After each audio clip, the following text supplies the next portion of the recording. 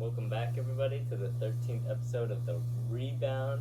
It's just me and Stefan for today, and today we're going to be talking about the top 10 duos in the East and West of the NBA. This is right after the Donovan Mitchell trade happened, so we're taking that into account. And some of these duos we're just judging off of because they're created in the offseason, so also keep that in mind. Do you want to start off with the East or the West? Let's start off with the West. Okay. So we did leave some of the bottom tier teams from last year off. We didn't include Thunder, Rockets. We're not including Spurs because they got no one. We're not including Kings, a few other teams. So starting off at 10, I have a lot of faith for them, but just because there's so much more skill on this list, I have Jeremy Grant and Damian Lillard at number 10. At my 10, I had John Morant and Jaren Jackson Jr. Okay, I had them pretty low too. I just felt like everyone else on this list, they had a player that was at least better than Ja and definitely better than Jaren. I think it's more than that. I think that even though there's players that are better than them, there's also players that may be necessarily worse than them, but they work better together. Yeah, like Jaren and Ja aren't really a duo. Ja really doesn't have a duo partner. Exactly. He's just a slasher. Jaren's just like the second best player on the team. That's also why I ranked him so low. Okay. So number 9, I had Ja and Jaren Jackson Jr. And at 9, I had Lillard and Jeremy Grant. Okay. So moving up at 8, I have Cat and Gobert. We were debating on who to put for this duo, whether it would be Gobert and Anthony Edwards, Cat and Anthony Edwards, but I think that we both agreed that Gobert is just better than Anthony Edwards, and Cat is obviously at that level where he's better than them. So I have him at 8. I had them at 8 too. Okay. So Gobert is the best player on the team right now. I'm pretty excited to see what they're going to do with Cat at the 4, finally breaking free from that center spot. Best big shooter of all time and one of the worst big shooters of all time, but I think it'll fit well. They have 2 of the best players on this list, but it's just so hard to rank them because we have no clue how they're going to fit together. Because on paper, it doesn't really seem like they fit well together, but, they'll find a way, hopefully. And I have faith in that Timberwolves team to go pretty deep. Me too. Alright, so for 7, I felt kind of weird putting them this low, but I had Luka and Christian Wood. I had Zion and Brandon Ingram. Okay, see, I kind of felt weird putting them this low, but I just did, just because of the amount of skill, the amount of people that are on this list that are better than Christian Wood. I just felt like it was clear to me, but I felt like I had to put them over the people that I put them over because, when you watch Luka play, a lot of his, a big part of his game is driving kick. He's able to get in the paint really deeply and then just suck in the D and then just kick it back out to one of the perimeter shooters. And I think that Christian Wood is someone that, I know Christian Wood is someone that can really stretch the floor. He's been, I don't want to say consistent, but he's been pretty well. He was consistent. He's got an opportunity. He shot 39% last year, shooting 4.9 a game, making 1.9. So I would say that he's a consistent outside shooter for the league average. So I put him there. I put Zion and Bi. I felt like you couldn't really put them any higher on this list because you haven't really seen a lot of them. And Ingram and Zion are 2 of the lower stars on this list. Heading up the list, you have all NBA players, champions, all-stars, MVPs. And below them, you have some of those, but I think those 2 they're better together than the other people on this list. And they probably have the most potential in terms of age-wise, for the future, out of anyone on this team, really. Okay, so 6 now? Yeah. Alright, so 6, I have Devin Booker and Chris Paul. Whoa. Yeah, I don't know. I felt like they did achieve so much, but they just, I can't even say that they haven't even broken through that ceiling yet because they made the finals. Yeah. But I just feel like the way that they play in the finals, in the playoffs, is just not comparative to the people that I have above them. And during the regular season, they did work great off of each other, but I just don't like Devin Booker at all. So at 6, I had Luka and Wood because Luka's generational talent, MVP caliber player every single year, All NBA. And then I don't know, the Wood fits well because the pick and roll, that's what Luka does, but he's never had a partner that can shoot as well. He had Maxi Kleber. Maxi Kleber can shoot, but he can't rim run as well as Wood can. So Wood head on to the rim, I have more faith than I would a Jaren Jackson Jr., a Rudy Gobert, a Jeremy Grant, and then Luka is better than a Zion, than a Cat, than a Lillard, than a Ja, and I feel like there's no real debate in that. But the others I put above him, they've proven more together, they've had more time together, they've won championships, and just Wood's not that good compared to everyone else. He's probably the worst player on this list besides Jeremy Grant, so I couldn't rank them any higher. Alright, and now we're breaking into the top 5 now. At number 5, I have Steph Curry and Draymond Green. So I wanted to put them higher initially. My first thought was to put them at 1 even. Me And too. before we say anything else, we were debating whether to put Steph and Dre, Steph and Clay, Steph and Wiggins. But, you know, thinking back to just how the Warriors play, they play off of Draymond and his playmaking ability and getting it to Steph wide open. So that's why we put them there. I had them at 5 because they were undoubtedly better than everyone that I had before them on this list. But, and I'm thinking I should have made one change, but we'll get to that when we get there. And so I have them at 5 just because of the way that they've worked so well together throughout the years. And I had people above them just keeping in mind Draymond's playoff performance. Yeah. You know, having more fouls and made field goals in the finals is crazy. So who'd you have at 5? At 5, I had Jokic and Murray. Ooh. Jokic is he's probably the second or third best player on this list. 2-time MVP, back-to-back. And Jamal Murray coming back after 2 years. You don't really know what you're going to get from Jamal Murray. You know what you're going to get from Jokic. And them together, I just don't see anyone on this list that Murray, like, at 4, 3, 2, or 1, that Murray is better than. Like, the other people on my list, they clear Murray by a lot. Murray hasn't really done much besides that bubble run. And so, Jokic alone carried them to the top 5. But maybe I could have had him lower than Luka, I don't know. But that's where I'd keep them. That's where they cap out right now for me. Alright, so now, past top 5, we're number 4. And now thinking back to this, thinking about what I said before about how well they played off each other before with Steph and Draymond, I would switch them, but I had Zion and Brandon Ingram at 4. I just think that the reason why I would put them lower is just because of the minimal amount that we've seen them play and how long it's been and how much has changed since then. Like Brennan said with Murray, you don't really know what you're getting with him. With Zion, because obviously he still averaged 27 in his sophomore year, but It's been a while. So we'll see. I still have a lot of faith in him, which is why I have him at 4. And Brandon Ingram is he's superstar caliber. You know, he's elite scorer. He's like the next Kevin Durant. Yeah. At 4, I had CP3 and Booker.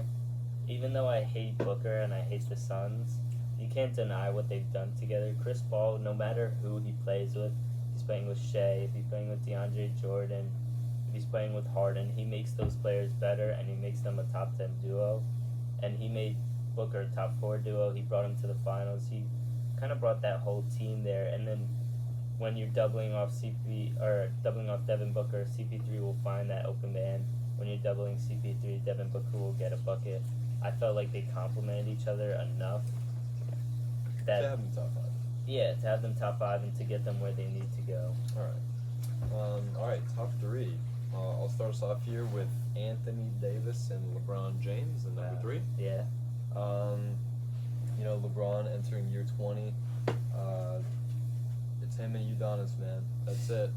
Old heads. Old one, only ones from 2003. But I still think that whatever LeBron can't do, Anthony Davis will do it. And whatever they can't do, then the rest of the team will do it.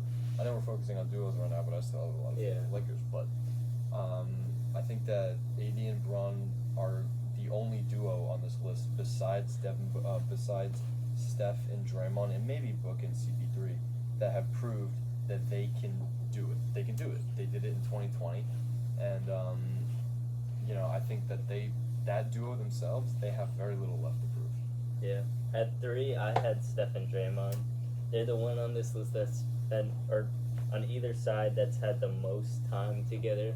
They've been together for like over a decade now. They've won multiple championships. Draymond finds Steph Curry. Draymond hits screens for Steph Curry. Steph Curry hits those shots. Steph Curry draws the defense. I think they complement each other the best out of anyone here. Agreed. And that's why they've gotten championships. That's why Draymond's gotten depoys. That's why Steph's won MVPs. And I feel like that's 3. But to put them over my 2 and my 1, Draymond just needs to get back some of his offensive ability. Like, I don't see him ever getting that back, so I can't rank him any higher. But you can't deny the greatness that they've achieved together. Okay, so with that being said, number 2, I did switch this around because I initially had him at 1. I gave it some more thought. Number 2, I have Jokic and Murray. The only reason why I would have put them lower is lack of faith in Murray, which is something that I don't have. I have a lot of faith in Murray. I think that, you know, what we saw with him, what we saw him do in a bubble a few years ago was something that I don't think we'll see again from him, but we don't need it to. You know, after he was gone, Jokic realized that he can be that guy. He can be him. And his confidence was a big part of what had to improve with him not having the ball every possession. But now I think that they have that down. They can be a top 5 people in the NBA. No question. At 2, I had Paul George and Kawhi. Kawhi and Paul George, 2 of the better players on this list. 2 of the top 15 players in our league, probably. 2 of the best defenders in our league. 2 of the best scorers in our league. I really could have had them 1 or 2. That's really the only place you can have them. They're just so great. It's just at 1, I'm going to just go straight to it. I had LeBron and AD. They won championship together. LeBron scores, he playmakes, he defends sometimes. AD does the dirty work, he scores, he gets those interior blocks, he gets the interior finishes, he gets his post-ups. LeBron can kick out to AD when he's shooting good. AD can kick out to LeBron because he shoots good. They complement each other well. LeBron's top 3 player in the league, probably number 2 or 3. AD's a top 15 player in our league, and I think they're so high up on that league list that them together, they're just so great, and that's why they win championship. That's why they won a championship, and hopefully if they're both healthy, they can win another one. Okay, all very good points. I'm going to cap us off here in the West with Paul George and Kawhi, number 1. Like you said, I have another stat to throw out there with you. Yeah. Kawhi Leonard and Paul George, when playing together, 59 and 21. Wow. Probably one of the only ones better. Anthony Davis and LeBron, 75 and 33. Wow. You know, 16 more wins, but 12 more losses. Yeah. I just think that those are numbers that are just going to continue to spread out this season. You know, I think the wins will go up and the losses will barely go up. I can definitely see them as a 55 win. Oh, 100%. That season, team's so especially deep. with John Wall. But I think that Paul George is someone that can fit on any team, really. Yeah. You put him on any team, they're an immediate And Kawhi. finals contender. Kawhi, him too, as we saw with him at the Raptors, you can literally put him on any team and he's just, boom, championship.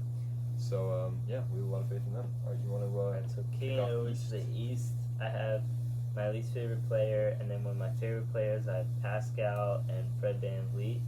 Fred VanVleet's like one of the I did worst too. point guards in the league, and I hate him. And Pascal's an all-NBA talent, so he got them on this list. I would have had LaMelo and Terry, but I guess somehow Fred won an all-star appearance, so I put him on the list because I felt bad. Yeah, I mean, I had them too. I don't think... There's not much. They can't go up, Yeah. really. I mean, unless Fred, like, breaks his ankle and then Scotty Barnes becomes really good. So at 9, I have Bradley Beal and Porzingis.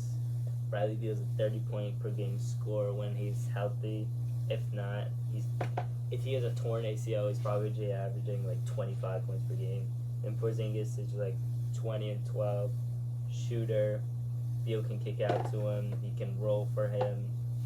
And if Porzingis is having a bad shooting game, then Beal will take over and do what he's been doing in Washington for like at least 5 years now, ever since John Wall left. Just be a good scorer, get them near the playoffs, and make an all-star game. Did we see Beal and Porzingis play a game last year? Or No, was, I don't think we okay. did. Yeah, because he was injured He by was the time injured we at the went over there. beginning, yeah. But I mean, we went over there, and we talked about this before.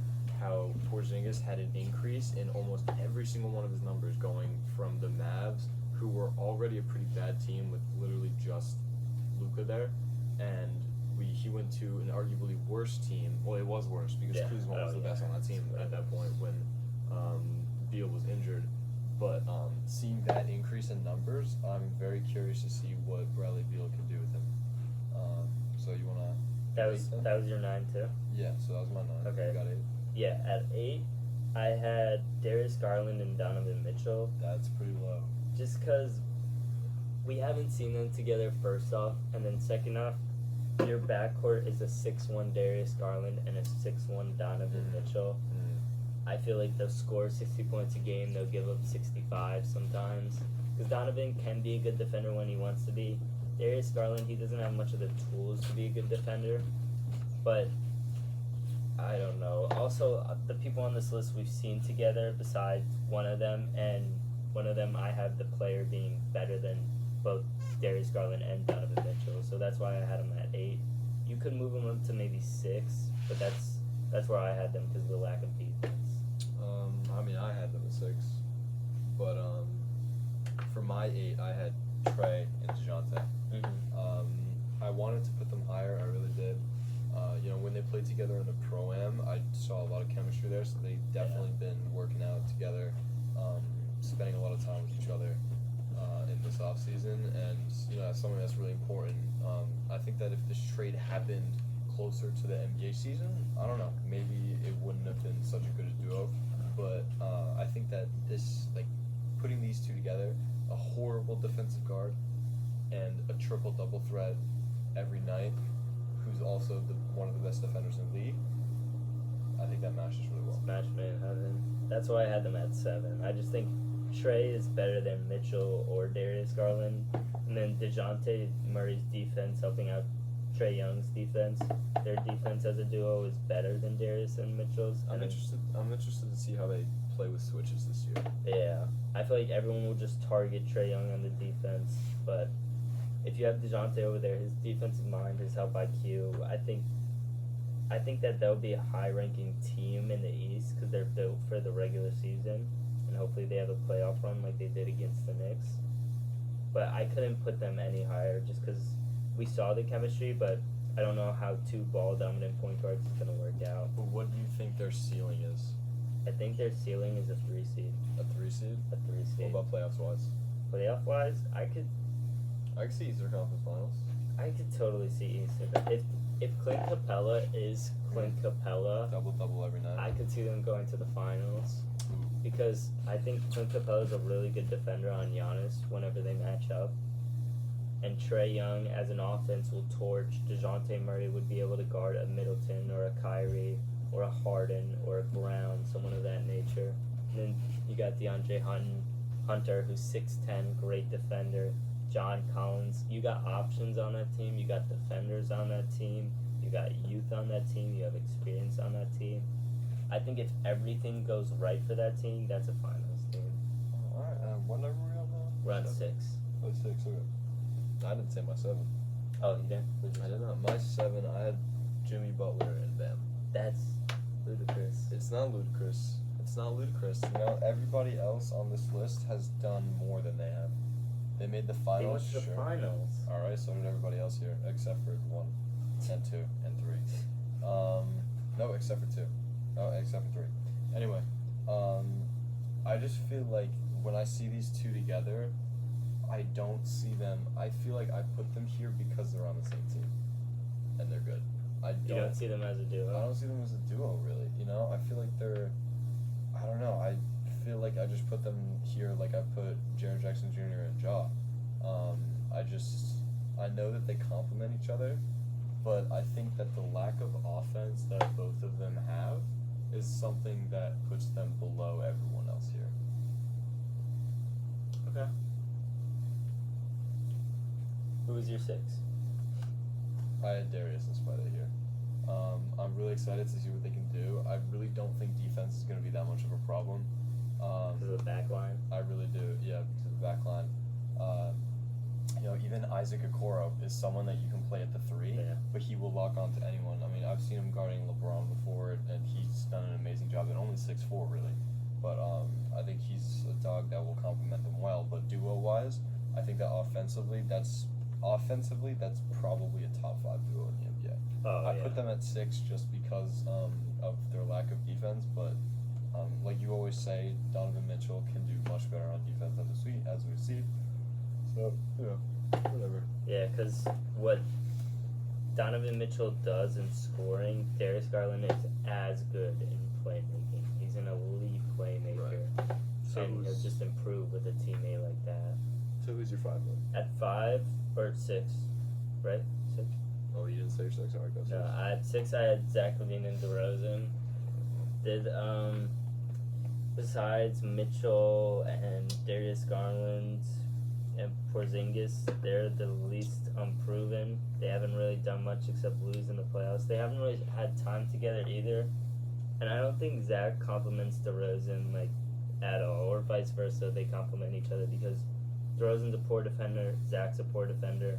DeRozan's a ball dominant guy, Zach's a ball dominant guy. And when you see DeRozan driving in, you just see Zach in the corner like this, or like this, or like this. And when DeRozan's taking those game-winning shots, like the clip you sent me, Zach's like this, like, oh, we're gonna lose.